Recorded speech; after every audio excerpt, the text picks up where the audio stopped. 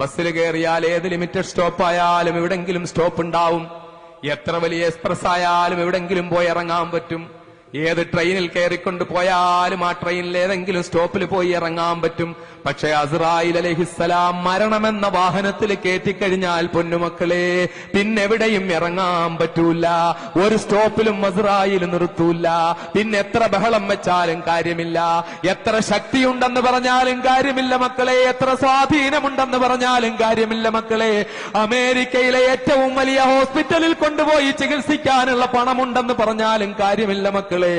മഹാനായ ഖാബിലുൽ അർവാഹ് മലക്ക് അസ്രായീൽ അലൈഹിസ്സലാമിന്റെ പിടിയിൽ നിന്ന് രക്ഷപ്പെടാൻ കഴിയില്ല മക്കളെ. പിന്നെ ഉള്ളതെന്താ? പിന്നെ നല്ല കാര്യങ്ങൾ ചെയ്തിട്ടുണ്ടെങ്കിൽ ഖബറിലേക്ക് പോയാൽ രക്ഷപ്പെടാൻ പറ്റും. ചീത്ത കാര്യങ്ങൾ ചെയ്തതാണെങ്കിലോ ചിതലും പുഴുക്കളും താവളം പെരുത്തുണ്ടതിൽ സന്തോഷമാണ് അവകൾക്കു നീ ചൊല്ലുന്നത്. പൊൻവർണ്ണ കോമള മൃദുലമായ ശരീരമിൽ സമരത്തിലാണ് പരസ്പരം തിന്നുന്നതിൽ. കാർഡില്ല റേഷൻ വേണ്ട പോലതിലുണ്ട്, ക്യൂ സിസ്റ്റം ഇല്ല തള്ളലാണ് അതുകൊണ്ട്. അങ്ങ് പോയി വെച്ചാൽ ആപ്പിൾ പൂ പോലെ മൃദുലമായി നീ സൂക്ഷിച്ചിരുന്ന നിന്റെ പ്രിയപ്പെട്ട ശരീരമുണ്ടല്ലോ, രാവിലെ പുറത്തേക്കൊന്നിറങ്ങുന്നതിന് മുമ്പ് എന്റെ പ്രിയപ്പെട്ട പെങ്ങളെ നീ എത്ര വട്ടമാ കണ്ണാടിയിൽ നോക്കുന്നത്? ഒരു മരണ വീട്ടിൽ പോകണമെങ്കിൽ നീ നിന്റെ മുഖം എത്ര വട്ടമാ മിനുസപ്പെടുത്തുന്നത്? എന്തൊക്കെയാ നിന്റെ മുഖത്ത് വാരി തേക്കുന്നത്? എത്ര വട്ടമാ കണ്ണെഴുതുന്നത്? എത്ര വട്ടമാ മുഖത്ത് കരി കൊണ്ട് കുത്തുന്നത്? എന്തൊക്കെ സാധനങ്ങളാ വാരി തേക്കുന്നത്? എത്ര നീ വാരി പൂശുന്നത്? ഇതെല്ലാമായിട്ടേ നീ മയ്യത്ത് കാണാൻ പോലും പോവുകയില്ലെങ്കിൽ പൊന്നുമോളെ, ആപ്പിൾ പൂ പോലെ മൃദുലമായി നീ സൂക്ഷിച്ച നിന്റെ ശരീരമുണ്ടല്ലോ, ഈ പ്രിയപ്പെട്ട നിന്റെ ശരീരം അങ്ങ് ഖബറിലേക്ക് കൊണ്ടുവച്ച് കഴിഞ്ഞാൽ എന്റെ പ്രിയപ്പെട്ട അനുജന്മാരെ, ഗൾഫ് നാടുകളിൽ നിന്ന് കൊണ്ടുവരുന്ന അത്യന്താധുനികമായ ഫേസിൽ ഇടാൻ പറ്റിയ, മുഖത്തിടാൻ പറ്റിയ അത്യന്താധുനികമായ ക്രീമുകളിട്ട് മുഖം സുന്ദരമാക്കിക്കൊണ്ടിറങ്ങുന്ന എന്റെ പ്രിയപ്പെട്ട ചെറുപ്പക്കാരാ, അസ്രായീൽ വന്നങ്ങ് പിടിച്ചു പോയാൽ പിന്നെ ഈ മുഖം കൊണ്ട് എന്ത് ഗുണമാ ഉള്ളത്? പിന്നെ നീ സൂക്ഷിക്കുന്ന നിന്റെ ശരീരം കൊണ്ട് എന്ത് ഗുണമാ ഉള്ളത്? നീ വെയില് തട്ടാതെ കറുക്കാതെ സൂക്ഷിക്കുന്ന ഈ തൊലിയുണ്ടല്ലോ, അതെല്ലാം അങ്ങ് കൊണ്ടുവച്ച് കഴിഞ്ഞാൽ ചിതലും പുഴുക്കളും താവളം പെരുത്തുണ്ടതിൽ. നിന്റെ ശരീരം വന്നിട്ടിങ്ങനെ മത്സരിച്ച് മത്സരിച്ച് തിന്നലാണ്. അതിങ്ങനെ മത്സരിച്ച് യാതൊരു നിയന്ത്രണവുമില്ലാതെ ചിതലും പുഴുക്കളും വന്ന് കടിച്ചു കീറുകയാണ്. ആർക്കാണ് ധൈര്യമുള്ളത്? സ്വന്തം പ്രിയപ്പെട്ട ഭാര്യയെ ജീവനേക്കാൾ സ്നേഹിക്കുന്ന എന്റെ പ്രിയപ്പെട്ട അനുജന്മാരെ, സഹോദരന്മാരെ, വിനയപൂർവ്വം ചോദിക്കുക. ഭാര്യ പറയുകയാണ്, എനിക്കൊന്ന് സിനിമ കാണണം, എന്നാലും നീ വാ, നിന്നെ കൊണ്ടുപോകാമെന്ന് പറഞ്ഞ് ബൈക്കിന്റെ പുറകിലിരുത്തിക്കൊണ്ട് പൊന്നാനിയിലെയും കുറ്റിപ്പുറത്തെയും തിയേറ്ററിന്റെ മുന്നിൽ ക്യൂ നിൽക്കുന്ന പ്രിയപ്പെട്ട ചെറുപ്പക്കാരാ, എന്റെ ഭാര്യ പറയുകയാണ്, അവൾക്കൊന്ന് സീരിയല് കാണാതെ ഉറക്കം വരുന്നില്ല, അതുകൊണ്ട് വീട്ടിലൊരു നല്ല TV വാങ്ങിക്കൊടുക്കണം, അവൾക്ക് സീരിയല് കാണാൻ സമയവും കൊടുക്കണം.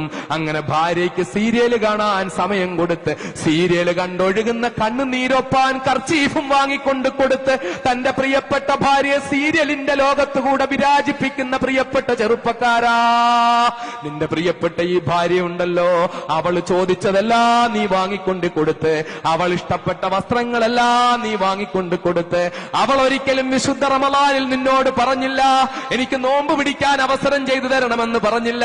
ഒരിക്കലും അവൾ നിന്നോട് പറഞ്ഞില്ല നമുക്കൊന്ന് ജമാഅത്തായിട്ട് നിസ്കരിക്കാം എന്റെ പ്രിയപ്പെട്ടവനെ എന്ന് പറഞ്ഞില്ല. ഒരു ദിവസമെങ്കിലും സുബഹിക്ക് നിങ്ങളൊന്ന് ഇമാമ് നിൽക്കുമോ? നിങ്ങളൊന്ന് ഖുർആൻ ഓതുന്നത് കേൾക്കാൻ എനിക്ക് ആഗ്രഹമുണ്ടെന്ന് ഇമാമ് നിൽക്കുമോ? എനിക്കും എന്റെ കുഞ്ഞുങ്ങൾക്കും നിങ്ങളുടെ പുറകിൽ നിന്നൊന്ന് നിസ്കരിക്കണമെന്ന് ആഗ്രഹമുണ്ടെന്ന് പറഞ്ഞില്ല. എനിക്ക് വിശുദ്ധ ഖുർആൻ ഒന്ന് പഠിക്കണമെന്ന് പറഞ്ഞില്ല. എനിക്ക് ഖുർആൻ ഓതാൻ അറിയത്തില്ല, ഞാൻ മംഗളം വായിക്കുന്നു, മനോരമ വായിക്കുന്നു, ഞാൻ വനിത വായിക്കുന്നു, നാനാ വായിക്കുന്നു, എല്ലാം വായിക്കുന്നു, പക്ഷേ എനിക്ക് വിശുദ്ധ ഖുർആൻ ഒന്ന് ഓതാൻ അറിയില്ല. അതുകൊണ്ട് എനിക്കൊന്ന് ഖുർആൻ നിങ്ങളൊന്ന് പഠിപ്പിച്ചു തരുമോ എന്ന് ചോദിച്ചില്ല. എനിക്ക് നിങ്ങൾ എന്നെ ഒന്ന് ഹജ്ജിന് കൊണ്ടുപോകുമോ എന്ന് ചോദിച്ചില്ല. നമുക്കൊന്ന് ഹജ്ജിന് പോയിക്കൂടെ എന്ന് ചോദിച്ചില്ല. കാശുണ്ടായപ്പോൾ അവൾ പറഞ്ഞു നമുക്കൊരു നല്ല കാർ വാങ്ങാമെന്ന് പറഞ്ഞു. പക്ഷേ കാശുണ്ടായപ്പോൾ അവൾ പറഞ്ഞില്ല നമുക്കൊന്ന് ഹജ്ജിന് പോകാം പ്രിയപ്പെട്ടവനെ, നമുക്കൊന്ന് പോകാം, നമുക്ക് റസൂലുള്ളാഹിന്റെ തിരുമുന്നിൽ ഒന്നെത്താം, നമുക്ക് ബീവി ഫാത്തിമയുടെ അടുക്കൽ അടുക്കലൊന്നെത്താം, നമുക്ക് ആയിഷയുടെ തിരുമുന്നിലൊന്നെത്താം, നമുക്ക് ഖദീജയുടെ ഖബറിടത്തിലൊന്ന് പോകാം, നമുക്ക് അള്ളാഹുവിന്റെ പ്രിയപ്പെട്ടവരെ പോയി കാണാമെന്ന് പറഞ്ഞില്ല. നിന്റെ പ്രിയപ്പെട്ടവളെ നിന്നോട് പറഞ്ഞു, നിനക്ക് നീ അവൾക്ക് നല്ല വണ്ടി വാങ്ങിക്കൊടുത്തു, നീ അവൾക്ക് നല്ല TV വാങ്ങിക്കൊടുത്തു, അവളുടെ ജീവിതം മൊത്തം നീ സന്തോഷത്തിലാക്കി കൊടുത്തു. അവള് പറഞ്ഞു, എനിക്ക് ഫുൾ കൈയിടാൻ പറ്റില്ല, പർദ്ദയിടാൻ പറ്റില്ല. എന്നാ പൊന്നെ വേണ്ട, നീ ഇടണ്ട എന്ന് പറഞ്ഞുകൊണ്ട് വയറ് കാണിച്ചുകൊണ്ട് നടക്കാൻ നീ അനുവാദം കൊടുത്തു, കഴുത്ത് കാണിച്ചുകൊണ്ട് നടക്കാൻ നീ അനുവാദം കൊടുത്തു, തലമറയ്ക്കാതെ നടക്കാൻ നീ അനുവാദം കൊടുത്തു. ടൂ വീലറിന്റെ പുറകിൽ വെച്ച് നീ അവളെയും കൊണ്ട് റോഡ് നീളെ സഞ്ചരിച്ചു. നാട്ടുകാരുടെ മുന്നിൽ നിന്റെ ഭാര്യ സുന്ദരിയാണെന്ന് നീ കാണിച്ചു. അവരിൽ ചിലര് പർദ്ദയിടുമ്പോഴും തലമറയ്ക്കാതെ നടക്കാൻ നീ പ്രോത്സാഹിപ്പിച്ചു. പർദ്ദയിട്ടുകൊണ്ട് സിനിമാ തിയേറ്ററുകളിൽ പോകാനും നീ അനുവദിച്ചു.